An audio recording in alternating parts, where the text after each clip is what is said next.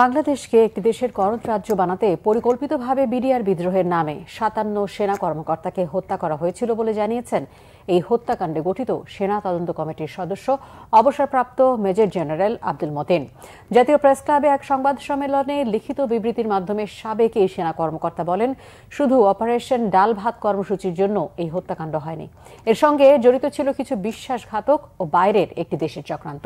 তিনি জানান, হত্যাকাণ্ডের সঙ্গে জড়িত বিডিআর সদস্যরা ফেব্রুয়ারি মাসে ঘটনার আগে ব্যারিস্টার শেখ ফজলে নূর তাপস, শেখ সেলিম সহ আওয়ামী লীগ নেতাদের সঙ্গে বৈঠক করেছিলেন।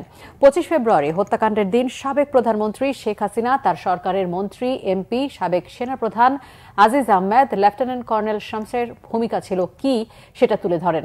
তদন্ত কমিটির সদস্য আব্দুল মতিন অভিযোগ করেন, তদন্ত চলাকালীন সময় দেশের বিভিন্ন বাহিনী ও সংস্থার থেকেও সহযোগিতা পাওয়া যায়নি। সুবেদার তোরাবালে ওখানকার একজন আওয়ামী লীগ নেতা ছিলেন, পাশের একটি দেশে 11 বার টেলিফোন করেছেন। প্রধানমন্ত্রী থাকতেন তখন সুধা সদন, উনি যাওয়ার কথা হচ্ছে যে গণভবনে, তাহলে ওনার হঠাৎ করে গণভবনের পরিবর্তে তড়িঘড়ি করে সুধা সদন ছেড়ে যমুনায় কেন গেলেন?